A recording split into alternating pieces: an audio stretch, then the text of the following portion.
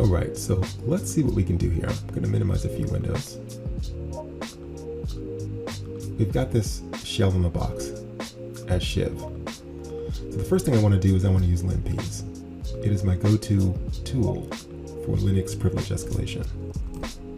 It's simply an enumeration script that checks for common escalation vectors, and it's really, really good.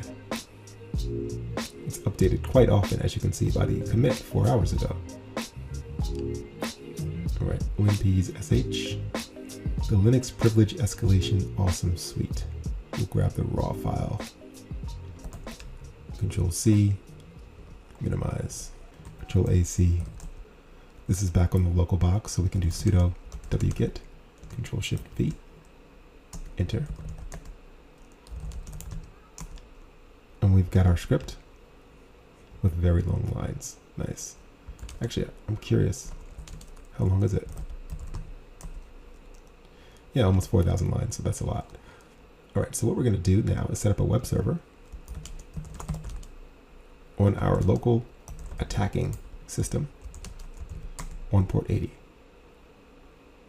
Oh, yeah, http.server. Server. There we go. We'll call this web, and we should rename this shell. Okay, so we can see the shell here. So what we do is, do we have curl? Can we download this? Yes, we do. So curl or curl is a text-based browser, essentially. Well, it's not really a text-based browser, but it's a way that you can download files via the command line. And let's see what shell we have. We have bash. Okay, so what we can do, we can say curl our IP address, the attacking IP address, and we can point it to linps, which is listening out of that directory, or root. Wherever you run Python m server, wherever you run this will become the web root. So right now this web root contains this file, linps.sh, because we downloaded it to the folder where we ran this Python web server. Hope that makes sense. And we're going to pipe it to the shell we have, which is bash. Nice. All right, so it is working. We will let it run and we will come back when it's done. All right, so that finished in about, I don't know, 3 minutes. So I'm going to type start, Control A left bracket, /start, in. Let's see if we can get to when linps started. Here we go, starting linps. Okay, page down. What do we have here? So we've got ping and netcat. Interesting. All right, so we see we are running Ubuntu 18.04.5. So this is cool, right? I mean, because we saw from Wappalizer that we were running Ubuntu, we just didn't get the details, but now we have it since we have a shell in the box. So Wappalizer is pretty good. It gives you a good starting point. Okay, let's see, what else do we have here? CPU architecture. Usually when I'm going through this, I'm paying attention to anything that's in red, like this.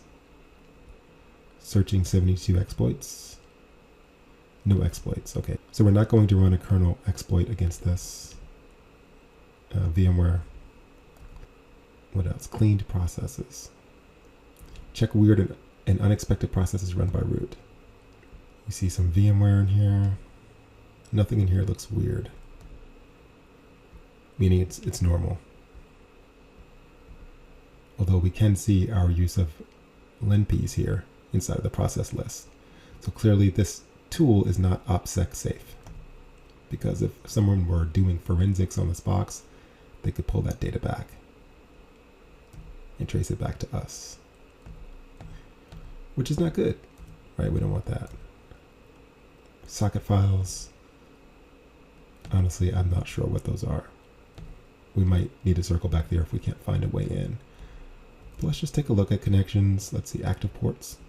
So we do see it's listening on 3306 and 8080, which is kind of interesting because if we go back to our recon, it only showed it was listening on port 22 and port 80. But here we see we're listening on more ports, 3306 is MySQL.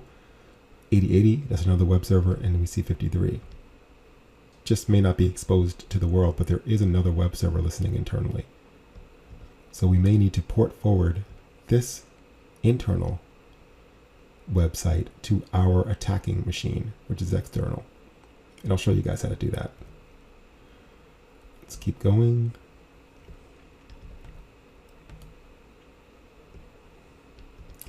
Password policies. There we go, MariaDB. Well, MariaDB wasn't found.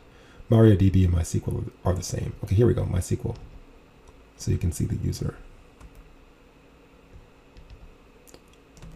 What else here? We have a private key. Nice, we have Shiv's private key. This means we can SSH into the box as Shiv.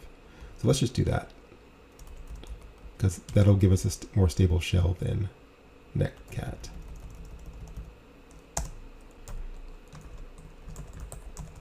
SSH sudo vim shiv.key set paste I control A right bracket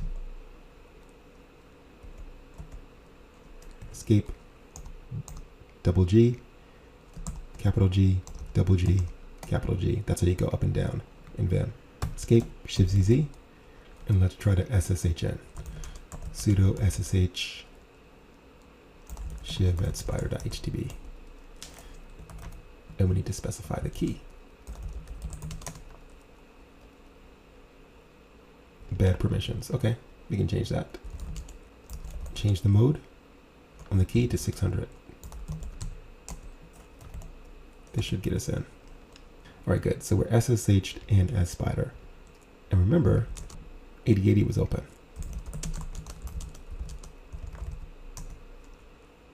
Right here, right?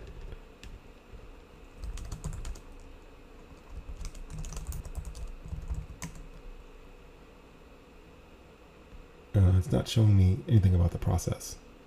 But let's just see if we can port forward it. So the way to do this, press enter.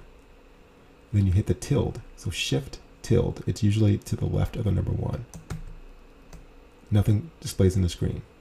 But then press capital C. It'll drop you into an SSH prompt. From here, what we can do is port forward.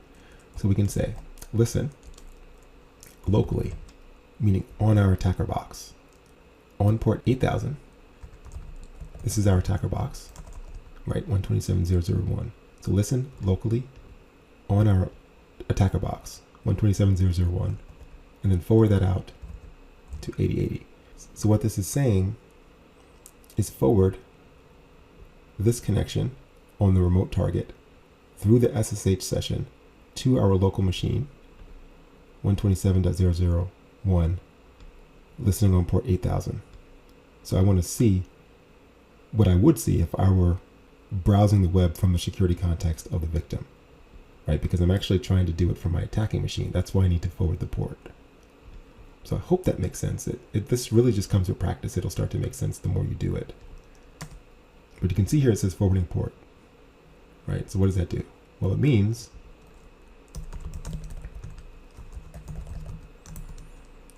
I can go to 8000 and it should load.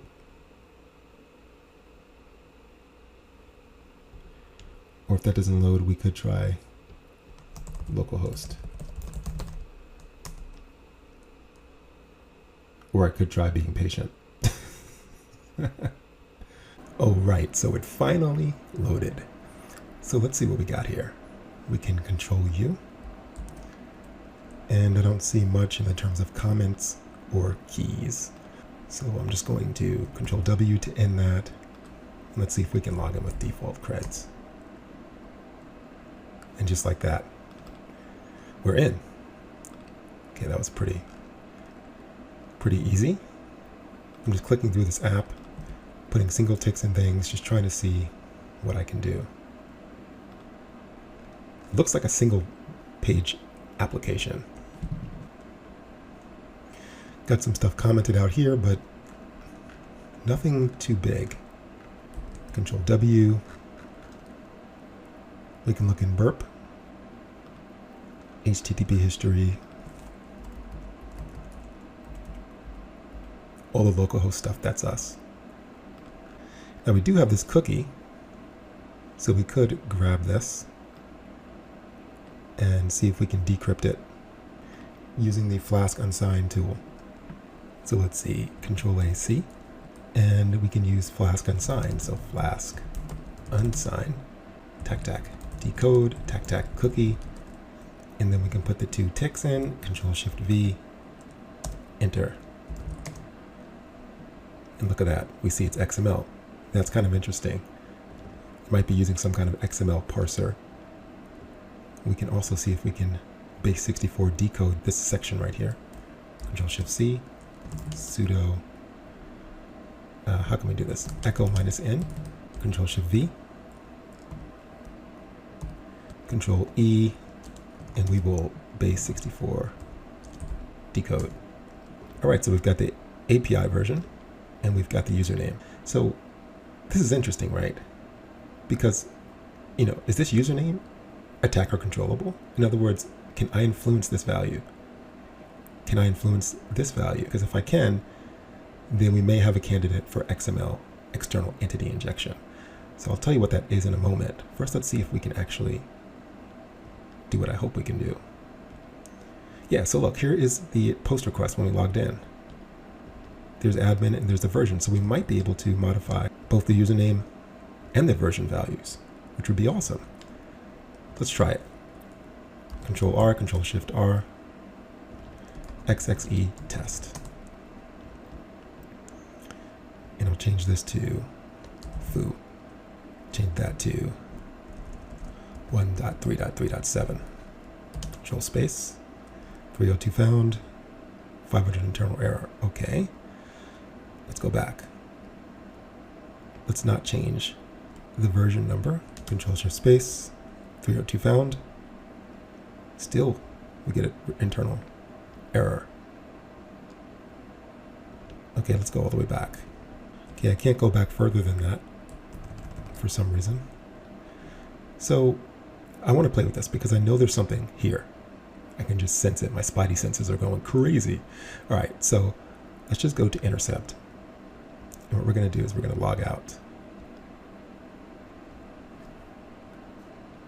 And now that we're logged out, let's go back to burp. Intercept is on. Log in with username foo. Enter. Okay, so we will forward. Continue to forward it. Forward everything. It logged us in. Okay, cool. Turn intercept off. We're logged out. Let's go back. Intercept is on. This time we'll type foo. And in here, we'll change this to 1.3.3.7. Forward everything through. Okay, it still logged us in. Let's look at the cookies.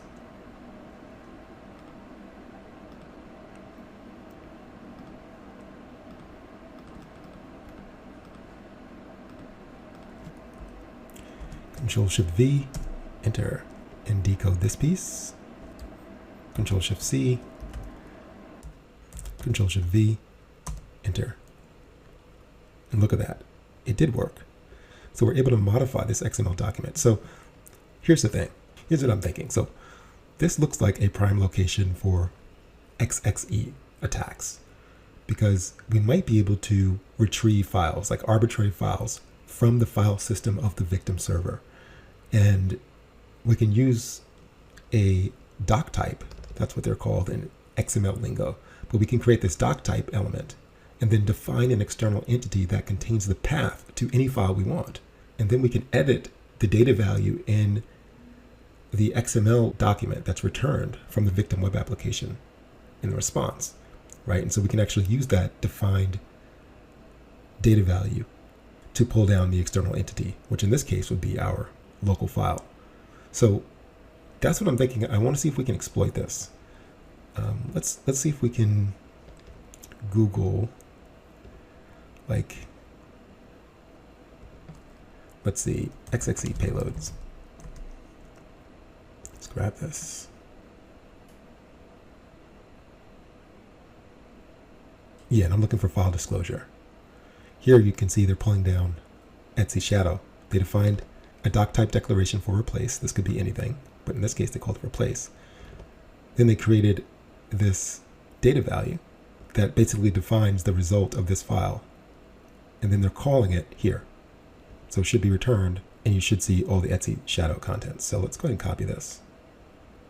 Okay, so here in Burp, we will replace admin with amp ent semicolon, and then we'll control U it to URL encode it, and then we can add our payload in between these tags, and we'll modify it a little bit, right? We don't need this part right here. Everything else looks good. And let's, instead of getting Etsy shadow, let's get Etsy password. So we'll URL encode this as well. Control U, control space, 302 found, follow redirection. So I'm getting that internal server error. Let's see if we can figure out why. So this is the ordinary request without any modification. 302 found. So we're still getting this internal server error. So something is not computing here. Let's take a look at these cookies. So there's a cookie which should authorize us, but there's no cookie in the request. So that could be why it's failing. So let's copy this cookie value. Control C.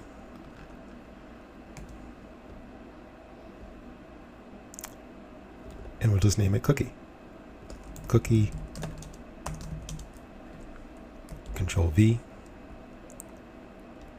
And then let's take this entire thing, Control C, and we'll move forward in the request until we get to the one that contains our malicious payload. This one, yeah. So we want to add the cookie to this request. I'll just put it here. Make sure our new lines are good. RN, this means new line, and there needs to be exactly one new line at the end of each sentence here in the request. So it looks good to me. Now we've got our cookie, control space, redirect. Now we got a 200 OK. So Burp for some reason did not include the cookie that was being set by the server.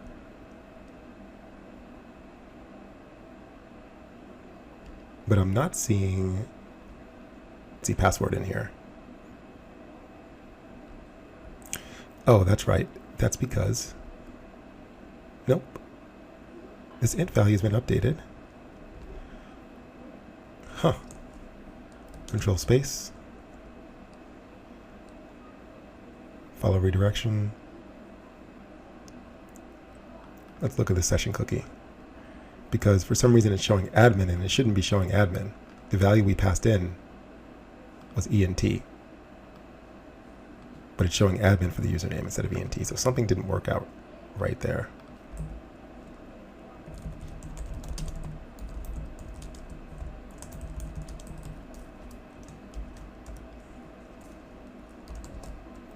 Okay, sudo echo -n. I mean, they call this box hard for a reason, guys, right?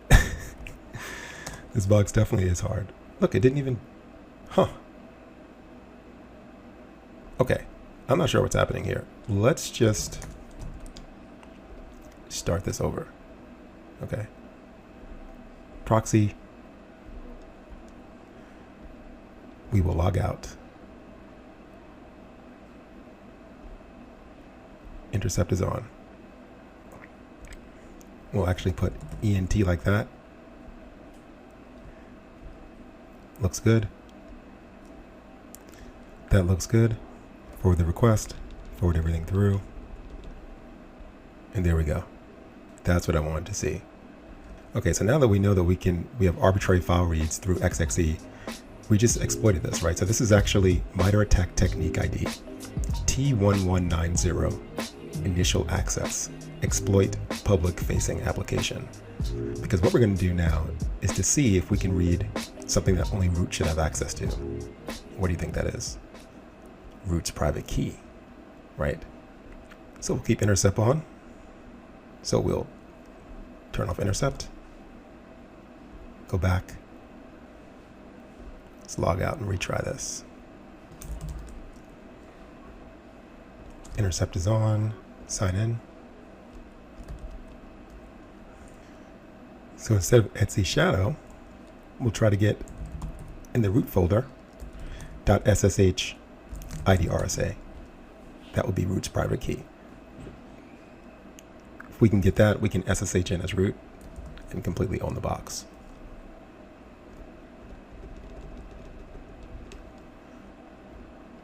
And we got it. Very cool. So Control U. Let's go ahead and save this out. Control copy. Vim root.key. Set paste. I Control Shift V. Escape. Double G to go to the top. Capital G to go to the bottom. That looks good. Escape. Shift ZZ. Sudo chmod. Now let's see if we can get in. SSH root.key spider.htb. We did it. We are now root. And we have completely owned the box. So that was quite a journey. I hope you guys learned a lot. You know, we did a lot of different things. You learned about port forwarding. You learned about the finickiness of burp. But really, the key thing I want you to take away is persistence, right? If you notice through this entire lecture, through both lectures, I continued to march forward.